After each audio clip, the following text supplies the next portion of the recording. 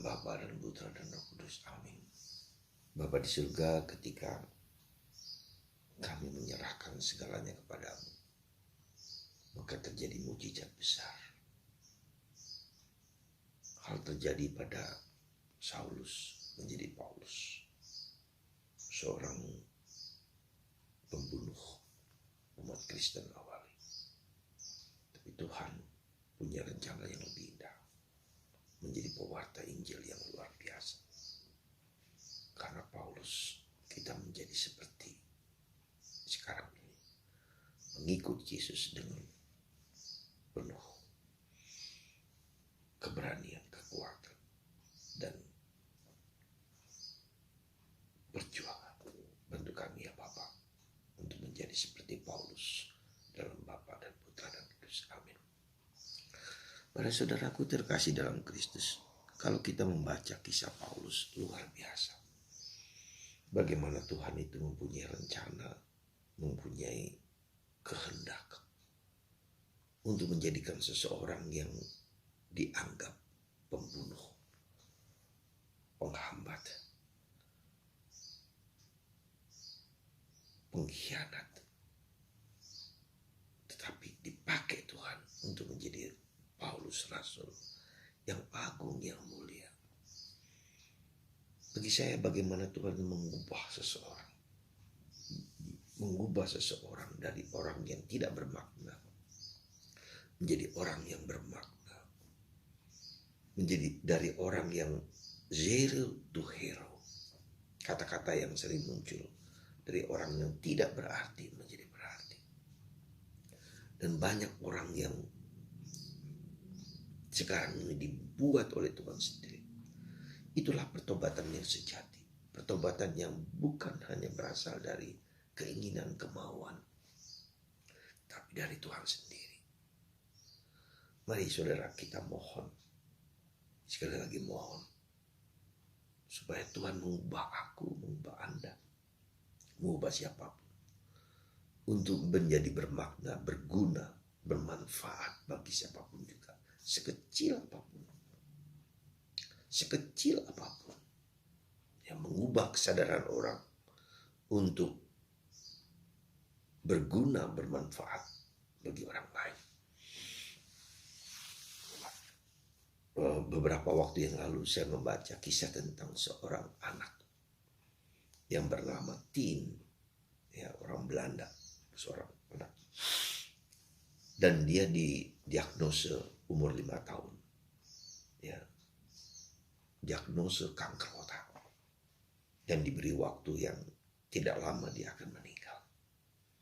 Ketika dia bertanya kepada bapak dan ibunya, apakah orang yang anak-anak, berapa banyak orang yang anak-anak yang mendapat kanker otak?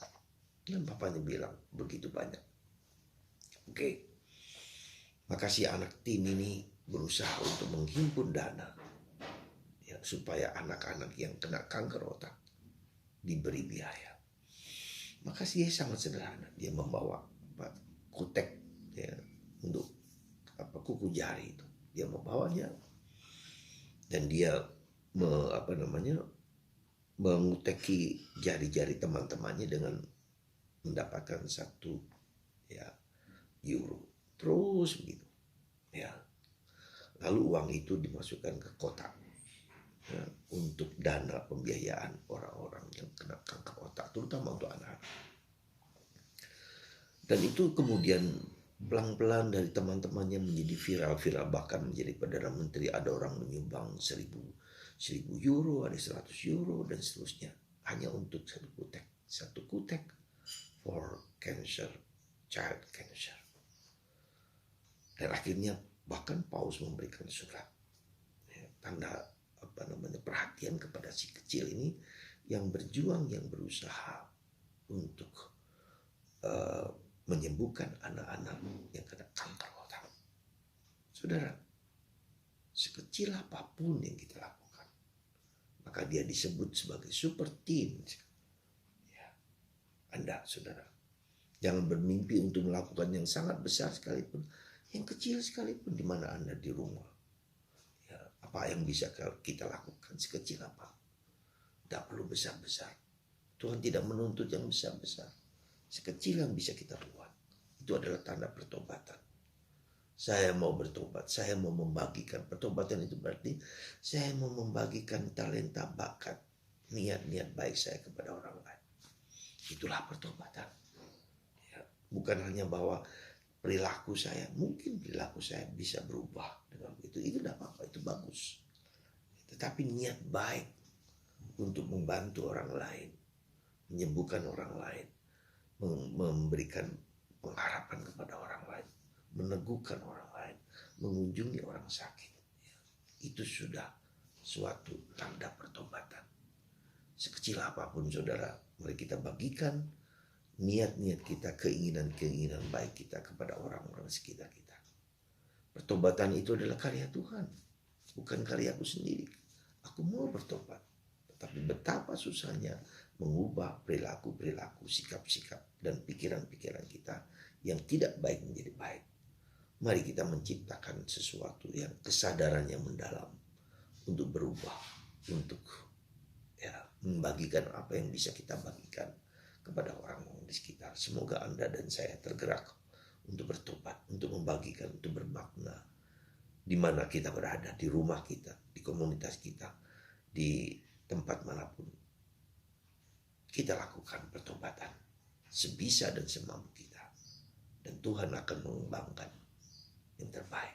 Coba Anda perhatikan bagaimana roti 1, 3 roti 2 ikan yang diminta Yesus dari seorang anak.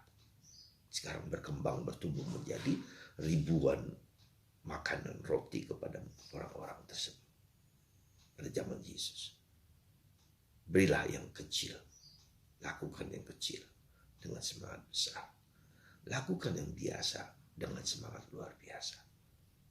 Semoga Tuhan memberkati kita semua untuk melakukan yang biasa dengan semangat luar biasa.